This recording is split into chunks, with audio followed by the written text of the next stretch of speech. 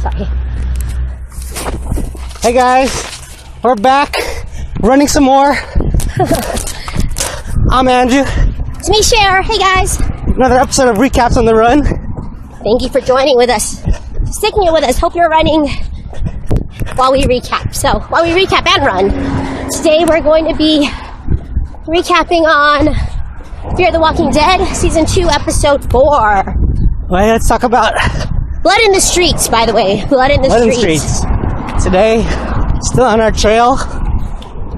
Overcast day.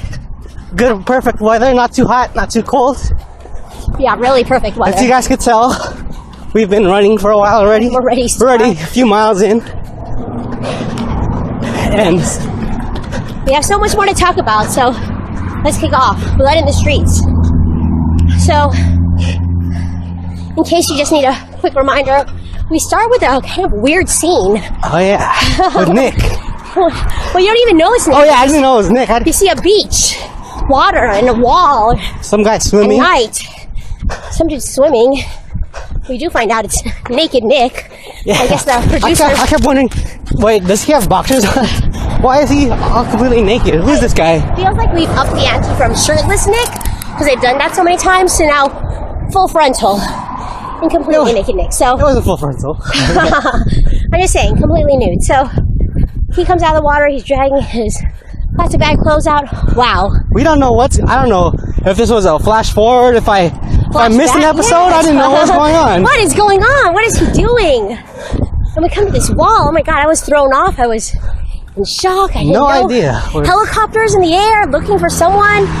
Has everything gone to crap? Was there helicopters in there? Yeah, there were helicopters flashing their searchlights. I don't remember that part. Where is he? Mexico, San Diego? Yeah. Yeah, I think every episode has started off like questioning. Like you're always like, what's really going on here? So gets on the beach, puts on his clothes, and God, he passed that wall. How'd you feel when you saw that encampment? It was hundreds of tents. That sign of "Save Us," kind of on the beach, and clothes and luggage, and kind of depressing. It's obviously deserted. Well, I was still completely confused. I didn't know what to think. I didn't know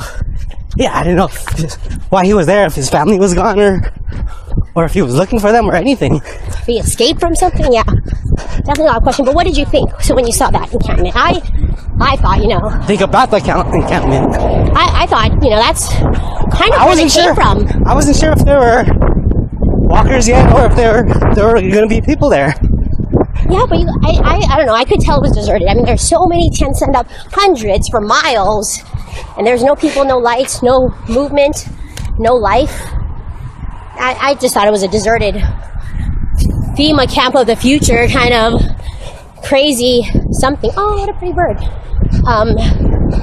But yeah, so that was kind of curious. He bangs a little bit, calls the one walker or out of everything, and turns into Dr. Nick. So confident with his walker trap. Just goes into a tent randomly, and he knows the tent is going to stop a walker. I don't know how it stopped the walker from just collapsing the tent. He's a renaissance man of hidden talents. Yes, he has no fear when it comes to these walkers. They're probably like his heroin friends. Like he's like, I've been around there. That looks just like John was last weekend. So, anyways, he kills a walker. Ugh, I can't even describe the scene. So, splatters himself with blood and guts. Disguises himself that he learned last episode. Where kind of a camouflage, kind of masks any scent or anything from the undead. But yeah, I think I appreciate that, even though he seems so like masculine and unafraid. Like when he did finally cut into that walker, he did have kind of a vomit-induced reaction. I'm like, okay, he's human. He can't take the smell. He's pretty grossed out. He seems a little timid, just smeared on his face and arms. So that was some kind of realism that I did appreciate. Okay, he's not completely a he-man.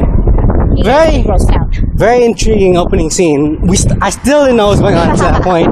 And what is he doing? Yeah. And then not only that, but then the title "Fear the Walking Dead" comes up with a new lower sound. What? Did it? It didn't have the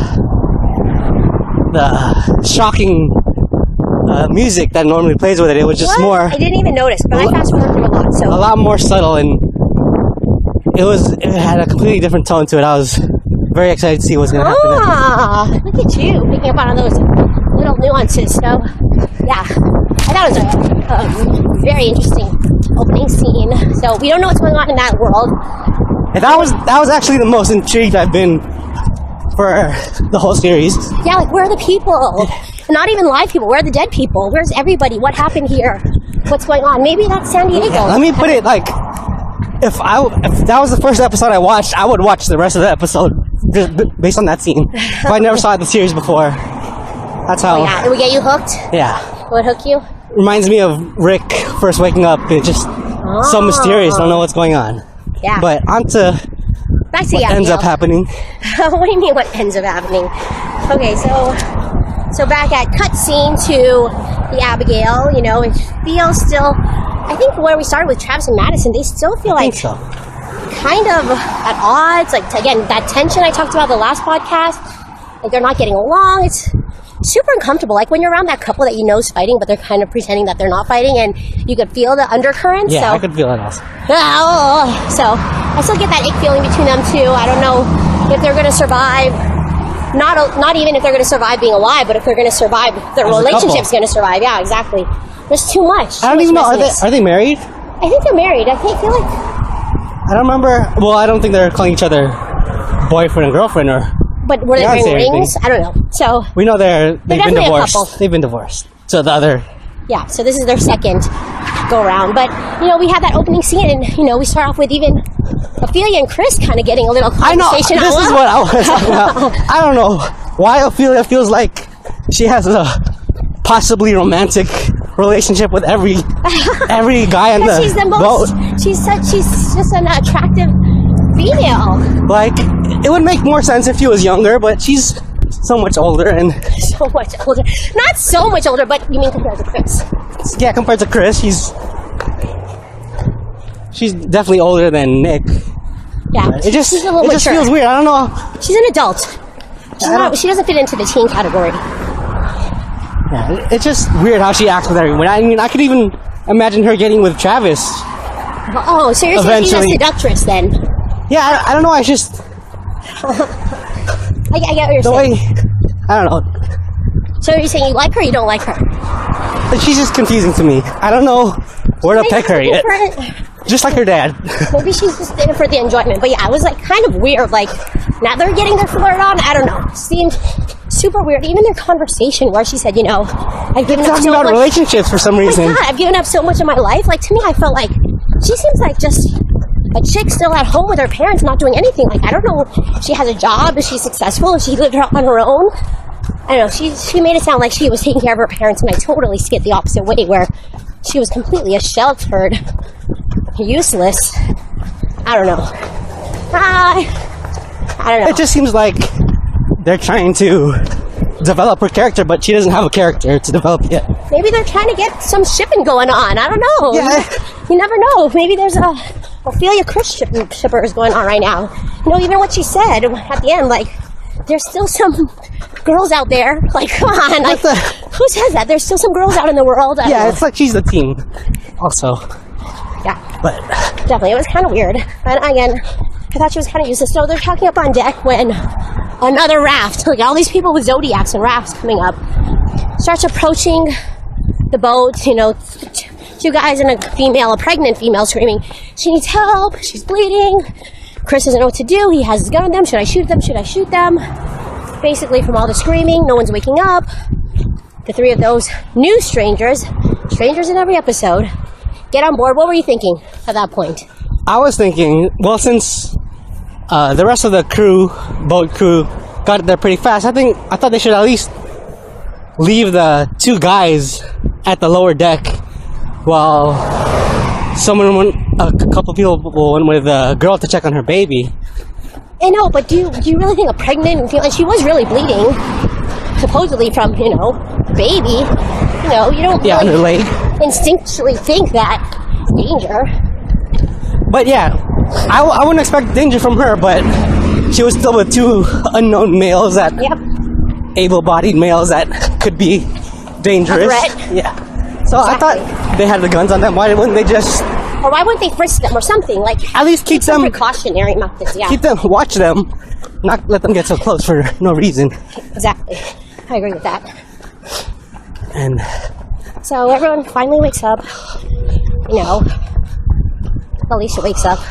Beautiful hair, beautiful makeup. I don't know, was it the middle of the night? Because she just looks like ready to go to a dance. I think what she heard was she heard boys upstairs and exactly. She got ready. Her boydar was like, ding! Wait, are those guys? Yeah, she definitely has a look. And, you know, her mom passed her with a strange pregnant woman and she's like, stay in your room. What?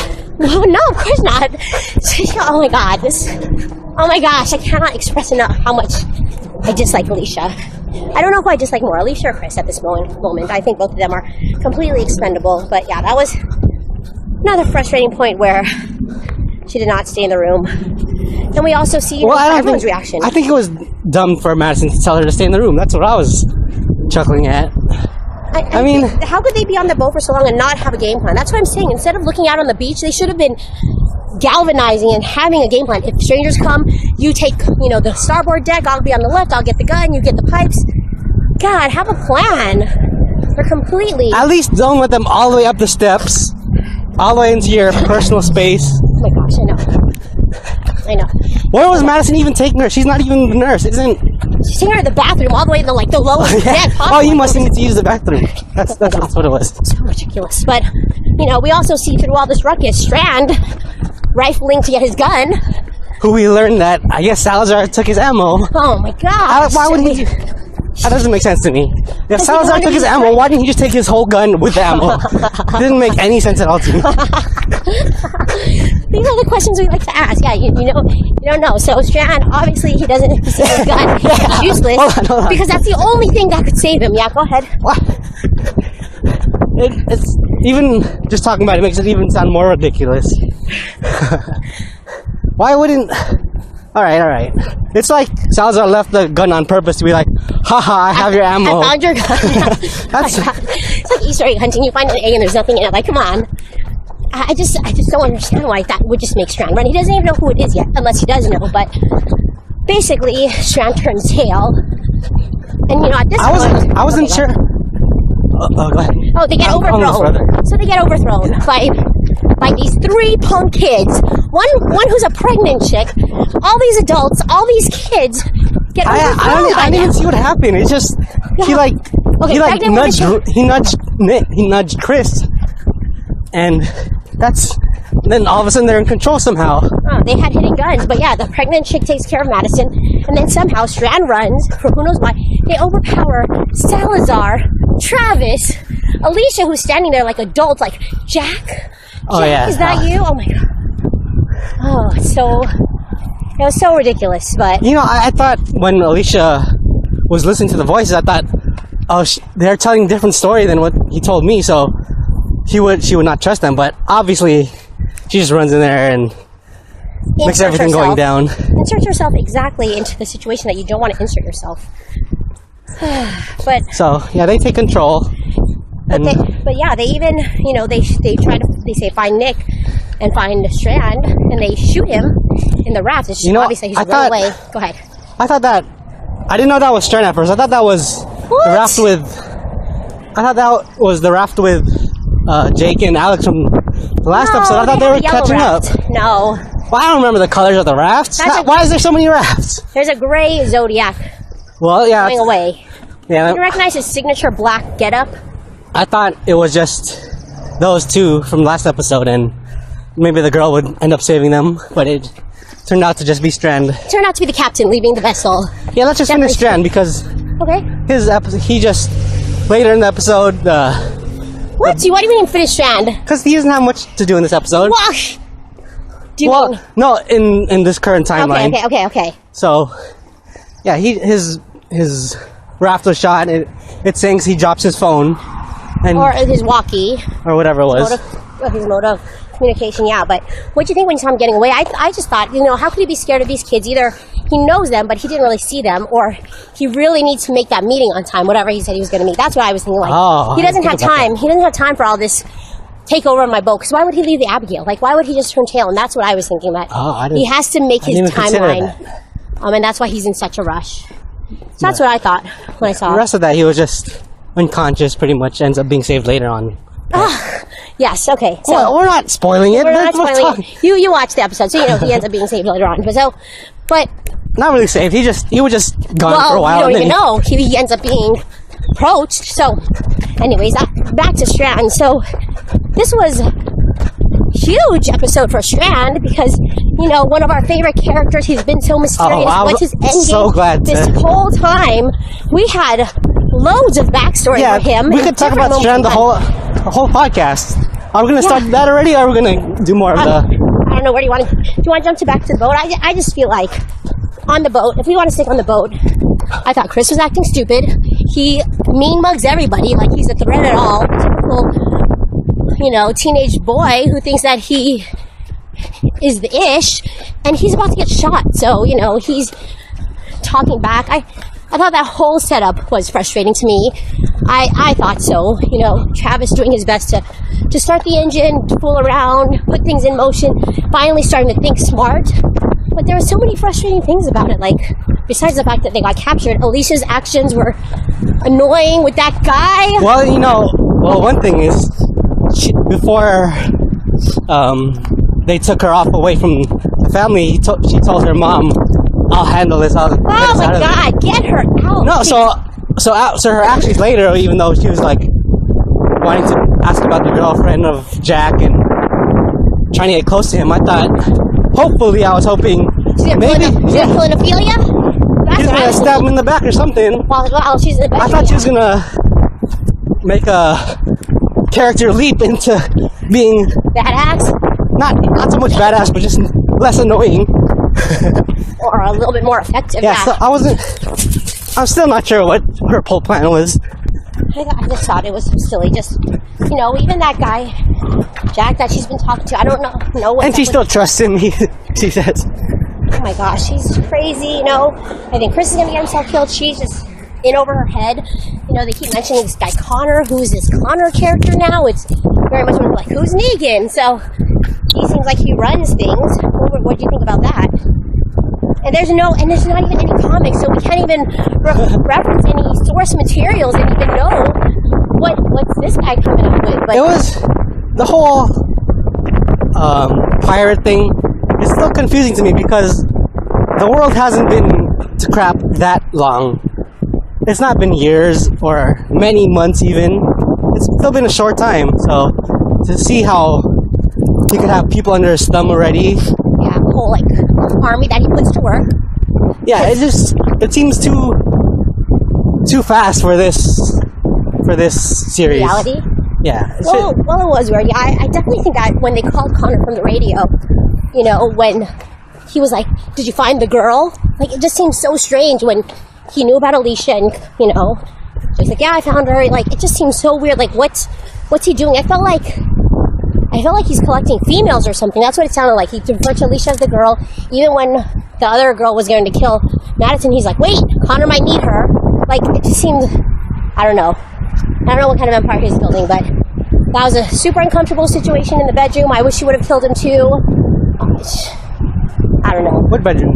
When she's like, is this your bed? Is this where you sleep? Is this where you were talking to me? Oh, yeah. And like, he cut her loose and she's like, "Take me with you. I'll go with you as long as you keep my family safe." It was very much a negotiation. He seemed not right in the head. I don't know, uber creepy or slow or something, you know, kept repeating the same line. I don't know, was he some kind of brainwashed minion? I don't know. He kept saying, "Connor listens to me. Connor listens to me. Yeah, I don't know. Connor listens to me." Still confusing.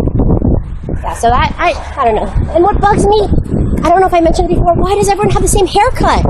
Why does Chris have that same haircut as Nick, the little half bowl cut, and now this Jake guy has that same little haircut? I don't know if this set only has one hairstylist, but all the guys like have the same hairstyle in that age range. It's so off-putting. I don't know. Maybe it's the rage. Maybe it's a trend in LA that I just was not aware of. But that's the third one now that I'm like, really? Maybe. All right, let's go to Nick's journey. Okay, yeah. Next journey. Let's talk about Nick.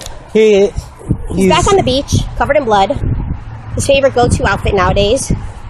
You know, he has an address. He's looking at. He's trying to walk through the neighborhood. How did he even swim that far ashore? Sorry, that was what's bugging me. I'm like, no, how did he swim that far? far? You know what was bugging me? Why didn't he take one of the rafts? Abigail has a raft. Why? I wrote that in my notes. Why did Nick not take the raft that Abigail has? Because he's being covert. He snuck away. No one knows that he left. Like, they didn't even know he was gone until they got, taken over. No one saw him leave, so he had to be very covert. He's used to it being the addict that he is, so I can understand that. What did I write in my notes? Oh, when he got to that little housing complex, when he was kind of messing with that basketball zombie. No, the zombie chick. I was like, hey, holla at that chick. I don't know what he was doing. Like, getting he has to test. He has to test his disguise, his camouflage with the blood.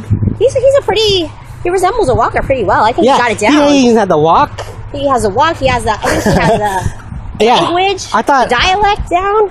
I thought his walker walk was so good. I thought, man, he's really good at this. But then I realized, all the walkers act like that already too. I know, but he's been walking like that ever since season 1. So, anyways, sorry guys, we should pick it up a little bit. We're walking a little bit out of breath. Forgot my inhaler again, so trying to keep running. You guys keep running. We're about 5 miles in actually. Here. Yeah, we're doing pretty good. So back to Nick. He gets to this address. Okay, go ahead while I take this in. So he finds the address. He makes it to the house, and he gets a gun pulled on him. He gets a gun pulled on him from behind. Wait, should we mention who this character is? Or? Yeah. Okay. So he gets his destination. So let's jump back because it won't make sense. Yeah. So the whole first part of this episode again is Strand. Oh, flashback after flashback, backstory. Yeah. Anything about Strand? I'm interested in anything about Strand. He's so mysterious. Yes. So to learn anything about him. So we find out right off the bat he lost everything in Katrina. Yeah. He's bankrupt. He's drinking at a bar. He's in debt. He's at the lowest of the low. Has a little bar partner. He's drinking with two who's the complete opposite of him. He's super rich. He's about to put people out of their houses.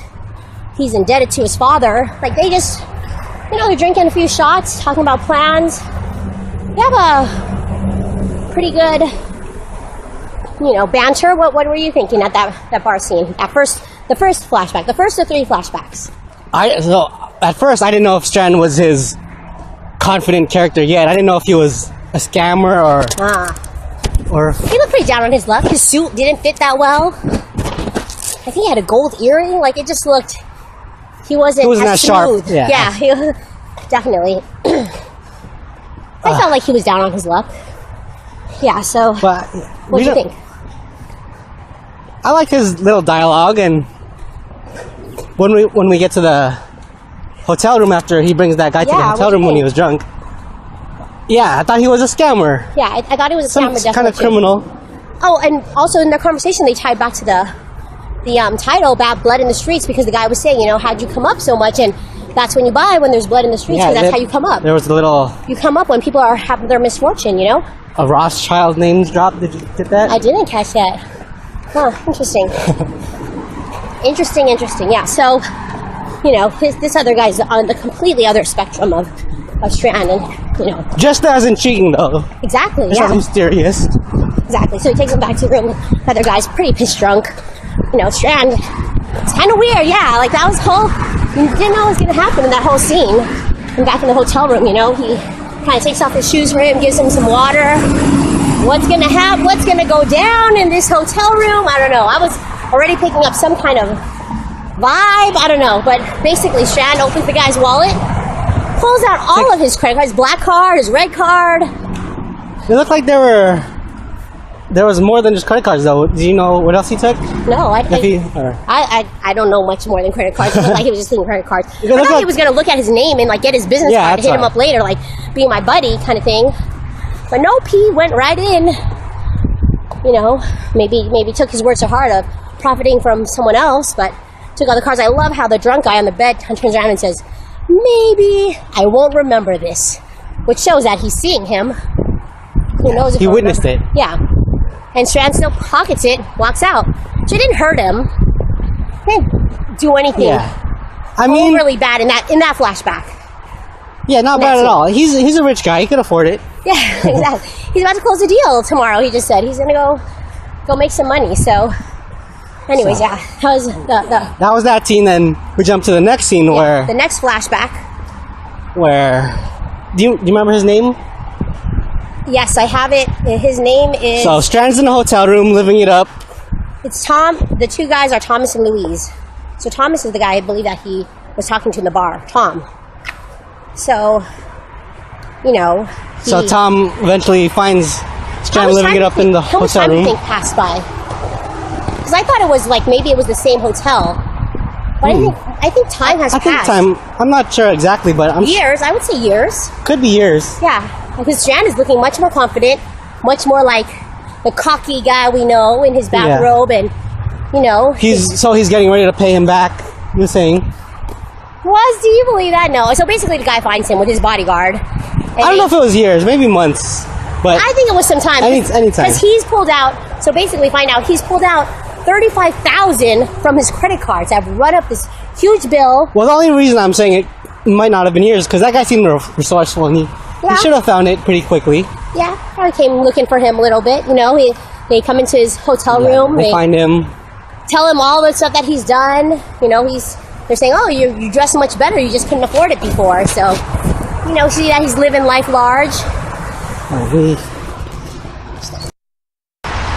Alright, sorry guys, I had to stop the recording a little bit, but go ahead, continue, Sharon. Yeah, we're back to where we're at. So we were just talking about the hotel room, how, you know, they found Strand, which, by the way, I was excited to see that his name really is Victor Strand. It was. So, you know, this whole time I've been thinking it's like a code name, but that was some validation, so maybe that's my whole theory of him being part of the virus getting thrown out the window since he's not related by DNA strand. So, anyways, they find him, he's like, I was going to pay you back with interest. You know, and they're like, oh, they said something along the lines that you're going to pay me back, something. Yeah, they're going to work out some kind of deal. Exactly. And then they tell me to meet him downstairs in the hotel bar, you know. And he says, you know, thanks for the pardon. And he's basically like, I didn't pardon you.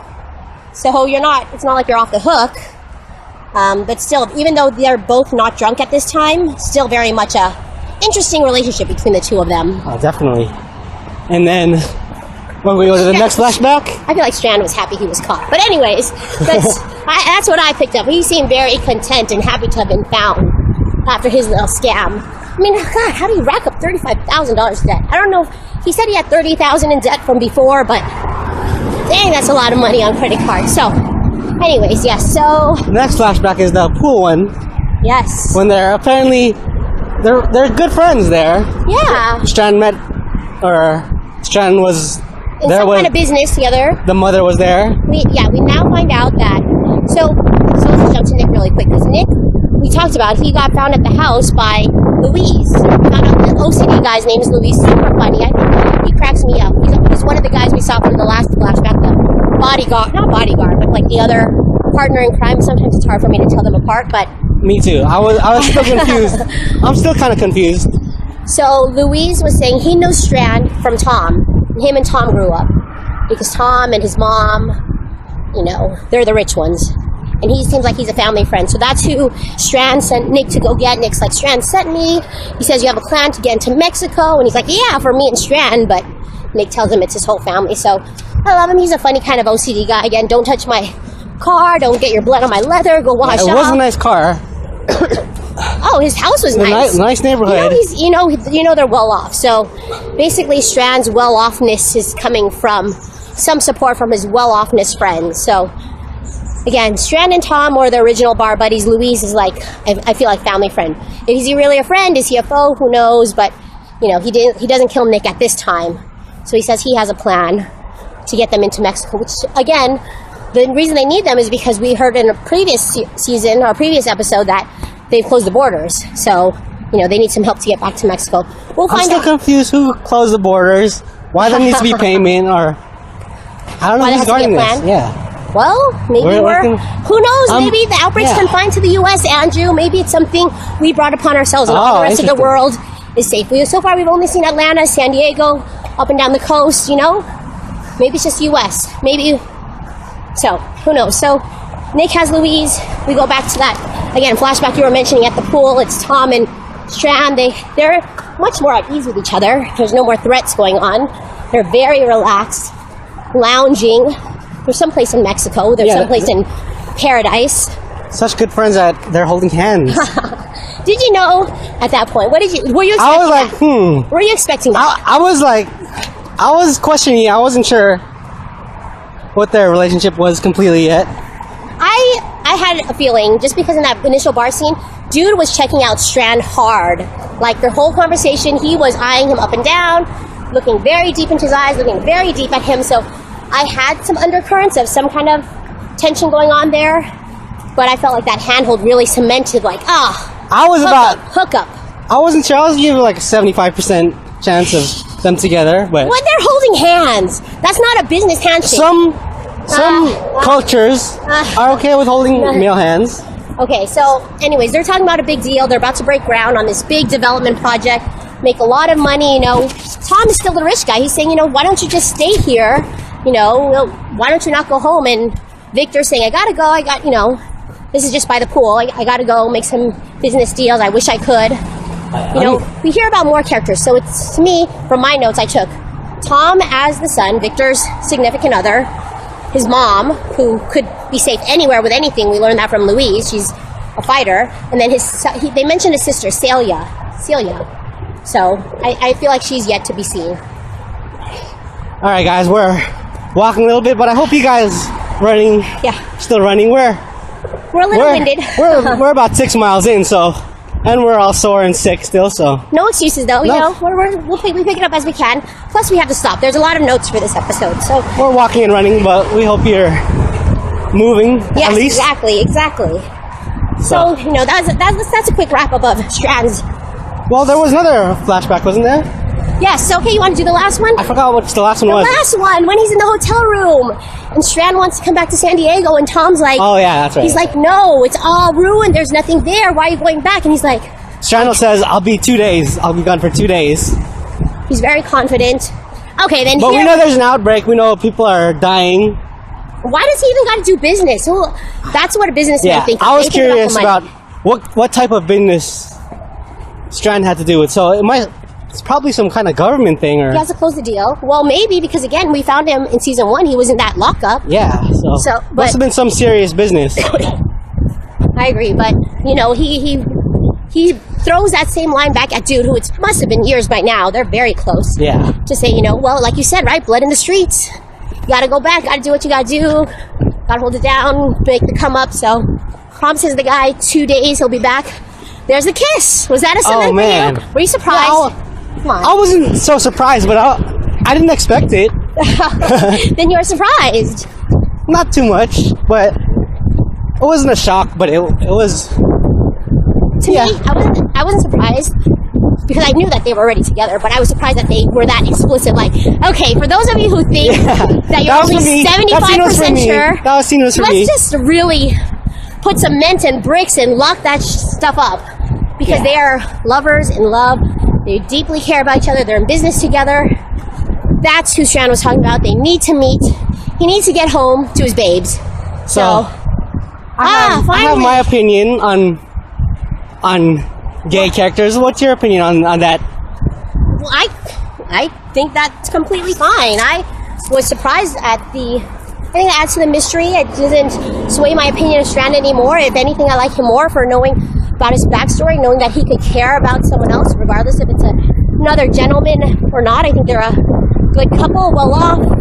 Yeah, cocky. I had no qualms with it, even though I know a ton of people will.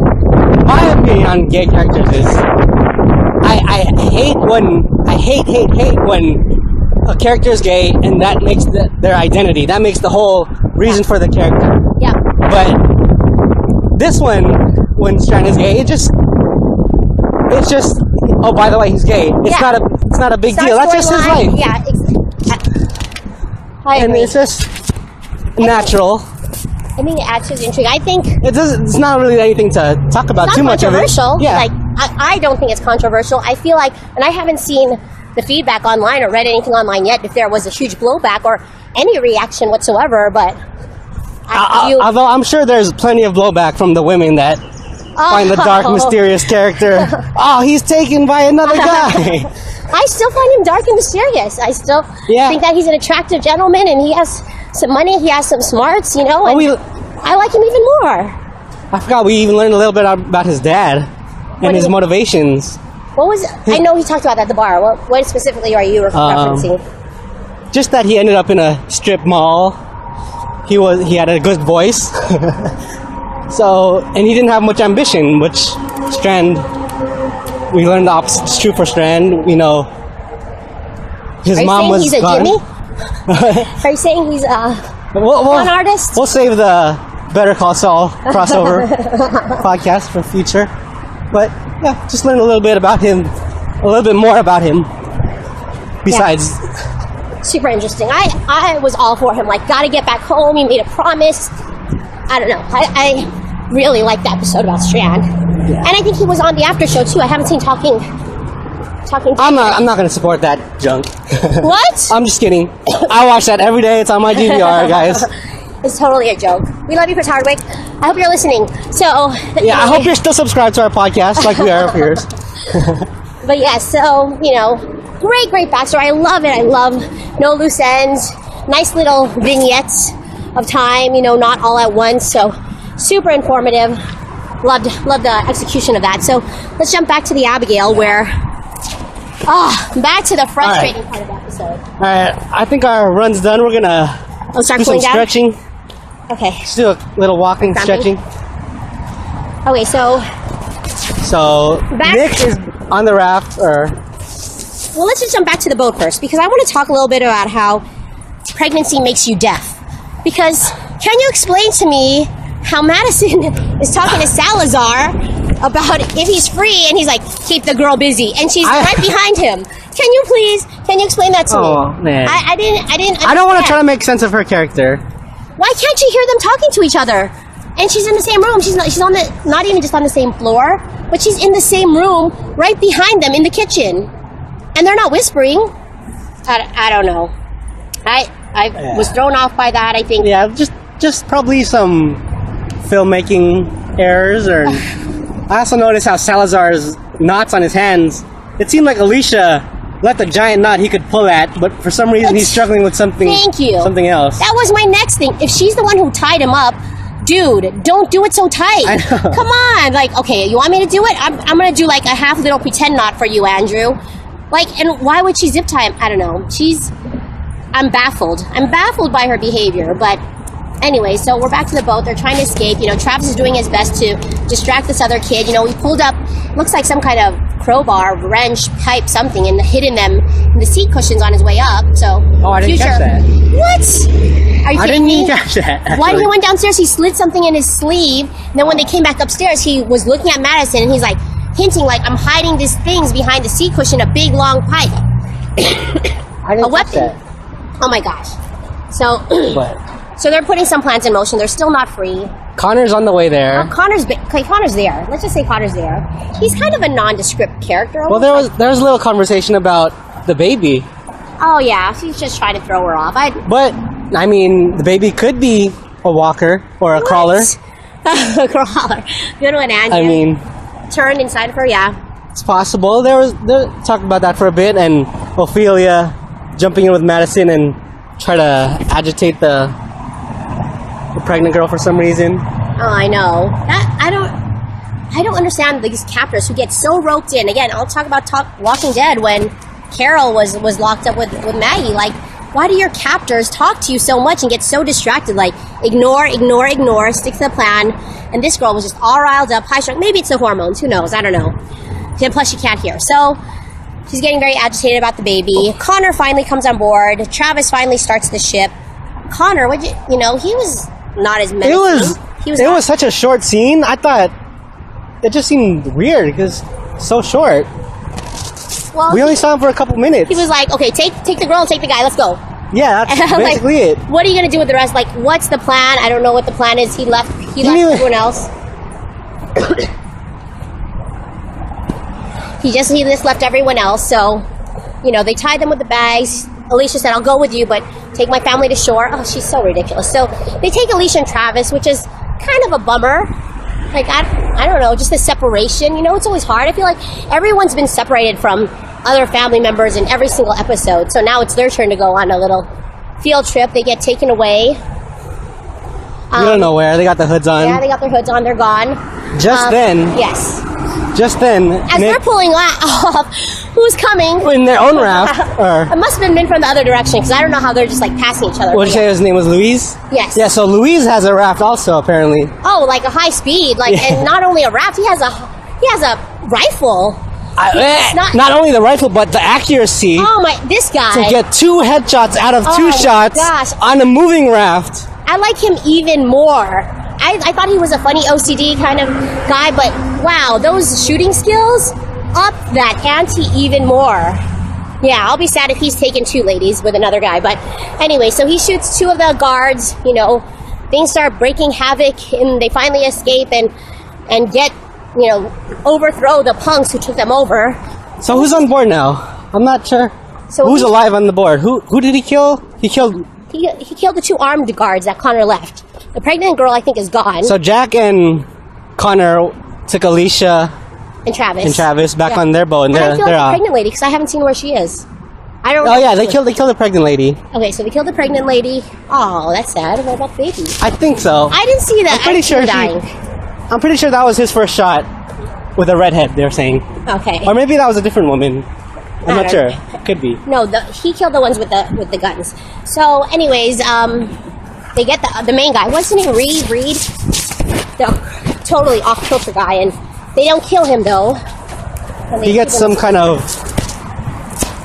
weapon in through him. Yeah, through his sternum. I don't know. He's not dead though.